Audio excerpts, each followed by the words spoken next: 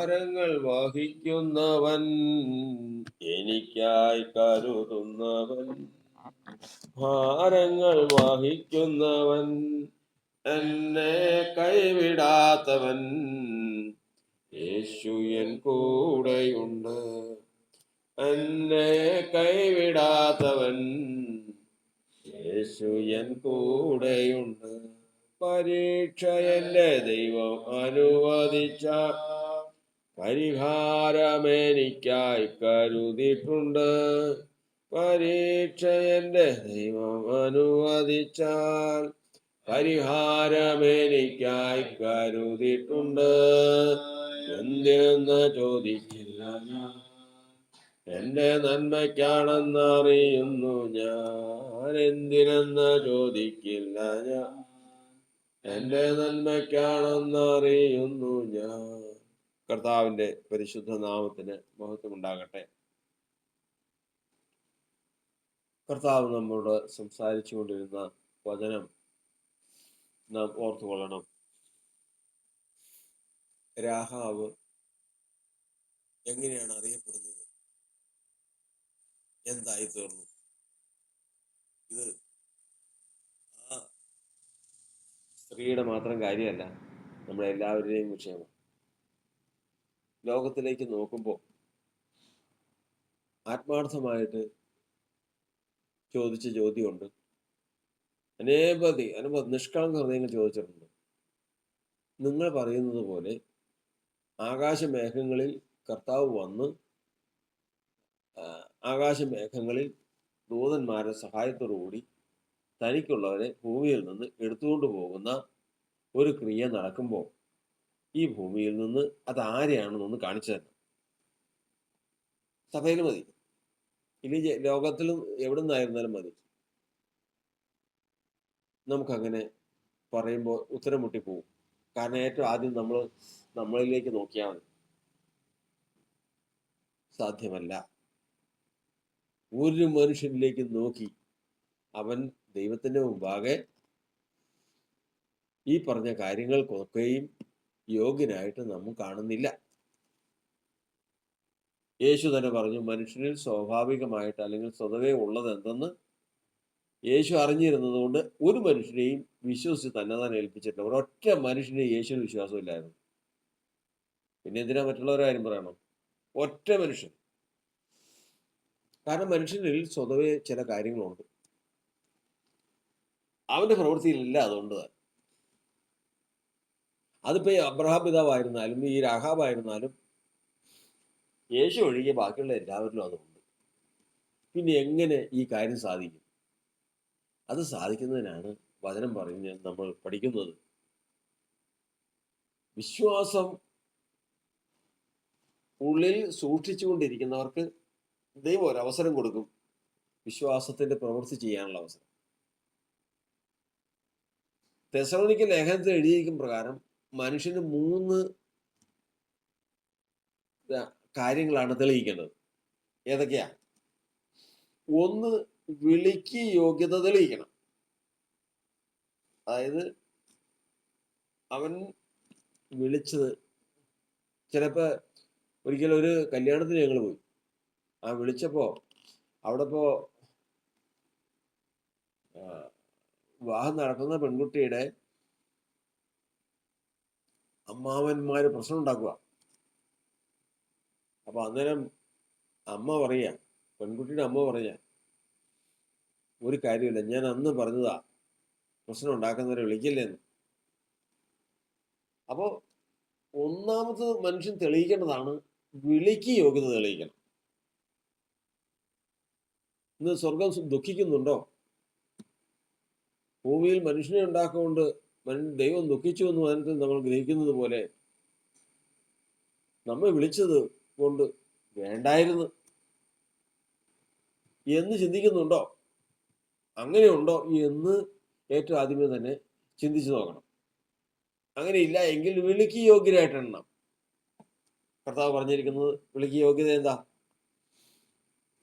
ലോകാഭിപ്രായ പ്രകാരം ജ്ഞാനികളേറെയില്ല, ബലവാന്മാരേറെയില്ല, കുലീനന്മാരേറെയില്ല. ബലവാന്മാരെ ലജ്ജിപ്പാൻ ബലഹീനമായത് തിരഞ്ഞെടുത്തു, കുലീനന്മാരെ ലജ്ജിപ്പാൻ കുലഹീനവും നികൃഷ്ടമായി തിരഞ്ഞെടുത്തു. ജ്ഞാനികളെ ലജ്ജിപ്പാൻ ജ്ഞാനഹീനമായി തിരഞ്ഞെടുത്തു.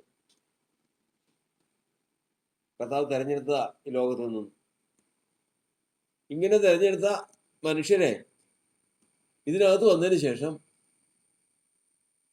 വന്നതിന് ശേഷം അവര് പതുക്കെ അവസരം കിട്ടിക്കഴിഞ്ഞാൽ ഇത്തിരി പ്രശംസയൊക്കെ അങ്ങ് തുടങ്ങി. എങ്ങനെ? അവർക്ക് ജ്ഞാനമുണ്ട്, അവർക്ക് ബലമുണ്ട്, അവർ കുലീനരാണ്. ഈ 3 കാര്യത്തിൽ ഏതിനെങ്കിലും പ്രശംസിച്ചു കഴിഞ്ഞാൽ അവൻ വിളിക്കുന്ന യോഗ്യതയിൽ നിന്ന് പോയി. ഇന്ന് ദൈവസഭയിൽ അനവധി ജീവിതങ്ങളിൽ കാണുന്ന ഒരു കാര്യമാണ് അവരുടെ പാരമ്പര്യ ശ്രേഷ്ഠത, അവരുടെ ജ്ഞാനത്തെക്കുറിച്ചുള്ള അവർക്കുള്ള അഭിമാനം.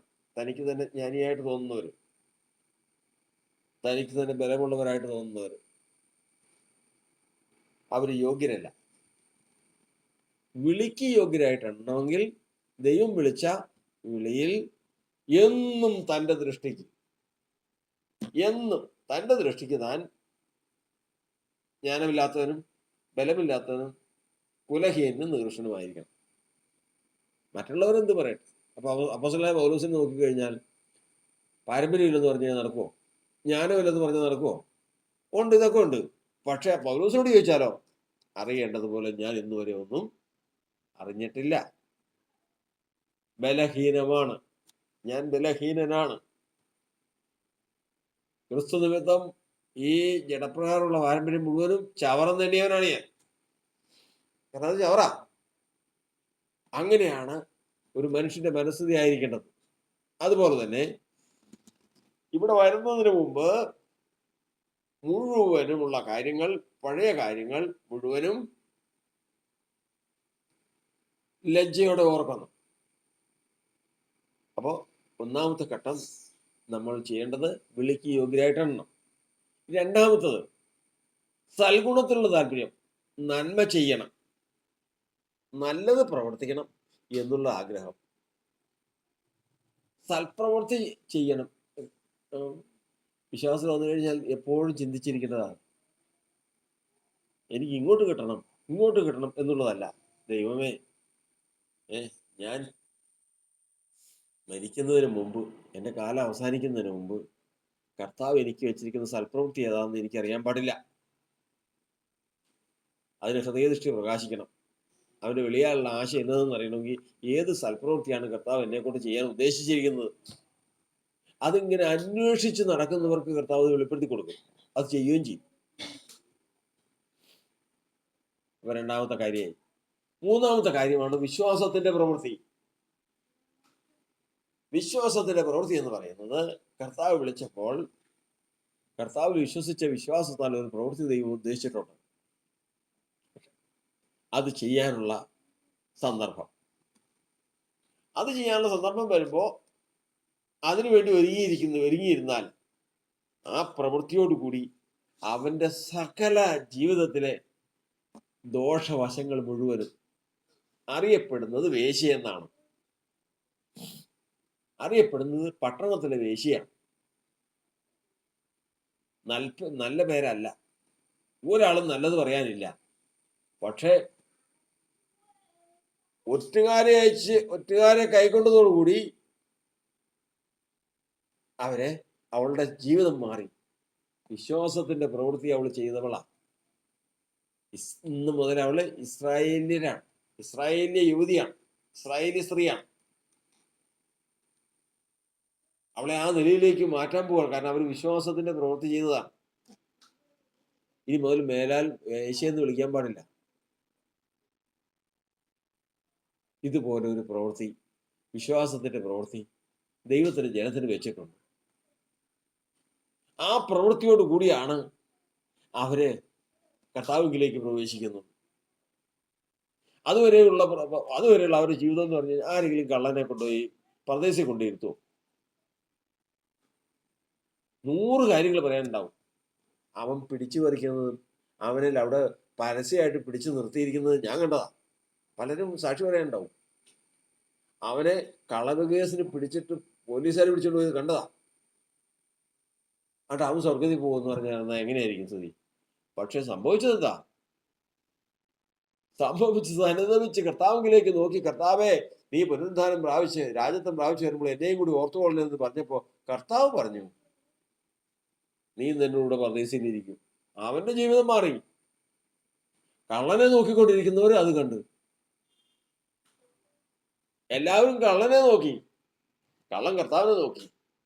എല്ലാവരും വേശ്യയെ നോക്കി, വേശ്യ കർത്താവിനെ നോക്കിക്കൊണ്ടിരുന്നു. വിശ്വാസത്തിന് പ്രവൃത്തി ചെയ്ത് അവളവളെ വഴിക്ക് പോയി. ഇന്ന് ഈ ക്രിസ്തീയ സമൂഹത്തിൽ ദൈവം വിളിച്ച് വേർതിരിച്ച് നടത്തിക്കൊണ്ടു വന്ന് വിളിക്ക് യോഗ്യരായിട്ട് എണ്ണി സൽഗുണത്തിലുള്ള താല്പര്യപ്രകാരം വളർച്ച പ്രാപിച്ച് വന്നു നിൽക്കുന്ന ഒരു കൂട്ടം ജനമുണ്ട്. അവർക്ക് വേണ്ടി കർത്താവ് വിശ്വാസത്തിന്റെ പ്രവൃത്തി ഒരുക്കിയിട്ടുണ്ട്. ആ പ്രവൃത്തിയെ ദൈവം അവർക്ക് വെളിപ്പെടുത്താൻ പോവുക. അത് വെളിപ്പെടുത്തി അവരത് പ്രവർത്തിക്കുന്നതോടുകൂടി പഴയ ആ സകല അധ്യായങ്ങളും അറിയാൻ പോവാ. ഇനി അവളെ കള്ളെന്ന് വിളിക്കാൻ പാടില്ല, വ്യഭിചാരി എന്ന് വിളിക്കാൻ പാടില്ല. കാരണം വിശ്വാസത്തിന്റെ പ്രവൃത്തി ചെയ്താൽ അവൻ ദൈവത്തിനുള്ളതാ. പിന്നെ ലോകത്തിലേക്ക് അവനെ വിടില്ല. ഇനി കള്ളന് ഇവിടുന്ന് കുരിശിൽ ഇറങ്ങിയിട്ടൊരു ജീവിതം ഇല്ല. ഇനി രാഹാബിന് തിരിച്ചു ചെന്നിട്ട് രീഹോ പട്ടണത്തിലൊരു ജീവിതം ഇല്ല. എത്ര ഭയങ്കരം, എത്ര ഭയങ്കരം! ദൈവത്തിന്റെ പ്രവൃത്തിയെ സൂക്ഷ്മമായിട്ട് ഗ്രഹിക്കണം. അപ്പോ ഒരു കാര്യം നമുക്ക് മനസ്സിലായി. നമ്മുടെ ഈ ജീവിതത്തെ പരിശോധിച്ചു കഴിഞ്ഞാൽ, ഇപ്പൊ നമ്മുടെ ജീവിതത്തിന്റെ ഭൗതികമായ ജീവിതത്തെ കുറിച്ച് പരിശോധിച്ചു കഴിഞ്ഞാൽ യോഗ്യതയൊന്നുമില്ല. സ്വർഗത്തിൽ പോകുമെന്ന് പറയുമ്പോൾ ചിരിക്കുന്ന അനുഭവമേ ഉള്ളൂ. ശരി, സമ്മതിച്ചു. പക്ഷെ ഇന്നും തെളിച്ചു തന്ന ദീപം ഏത്?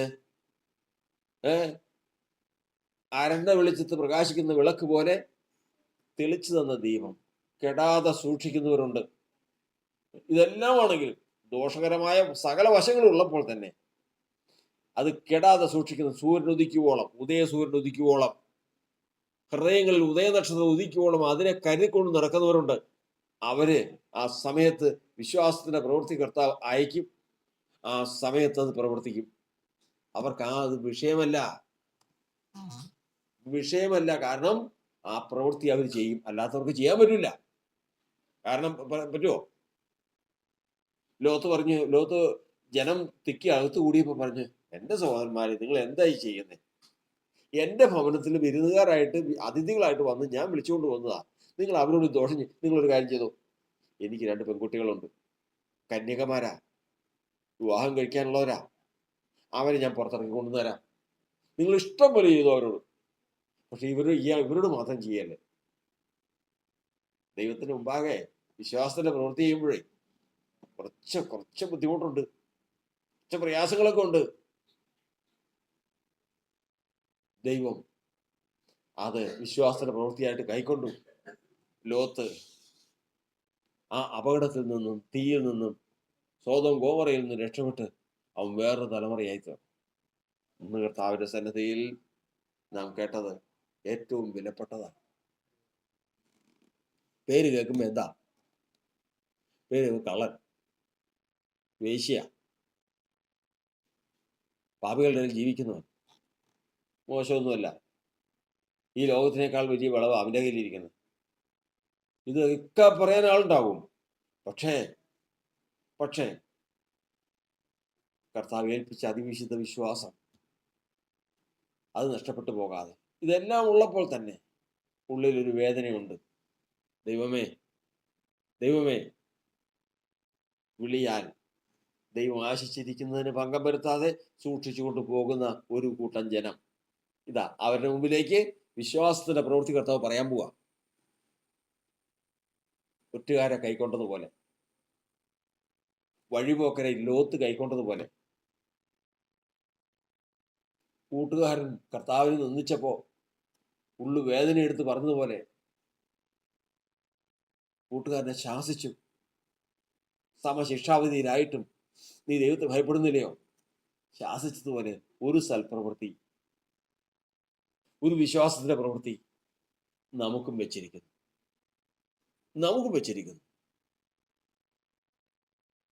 കർത്താവിന് സ്തോത്രം.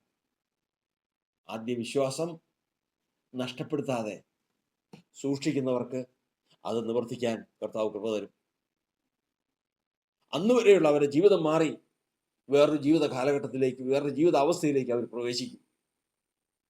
അന്നാണ് നിന്നക്കാരെ ആശ്ചര്യപ്പെട്ട് നശിച്ചു പോകുമെന്ന് പറയുന്നത് പോലെ ലോകം മുഴുവനും ആക്ഷേപിച്ചുകൊണ്ടിരിക്കുന്ന ഒരു കൂട്ടം ജനം ഇതാ സ്വർഗീയ അവകാശം കർത്താവിനോടൊപ്പം പ്രാപിക്കുമ്പോൾ നിന്ദിക്കുന്നവർ, ദുഷിക്കുന്നവർ, അപമാനിക്കുന്നവർ, കള്ളന്മാരെന്നും ദുഷ്പ്രവർത്തിക്കാരെന്നും ദുഷിക്കുന്നവർ ആ പ്രവൃത്തി കണ്ട് ദൈവത്തെ മഹത്വപ്പെടുന്ന ഒരു ദിവസമുണ്ടെന്ന് പത്രോസിന്റെ ലേഖനം പറയുക. അതിനുവേണ്ടി നമുക്ക് ഒരുങ്ങാം, അതിനുവേണ്ടി നമുക്ക് ഏൽപ്പിക്കാം, അതിനുവേണ്ടി നമുക്ക് കാക്ഷിക്കാം.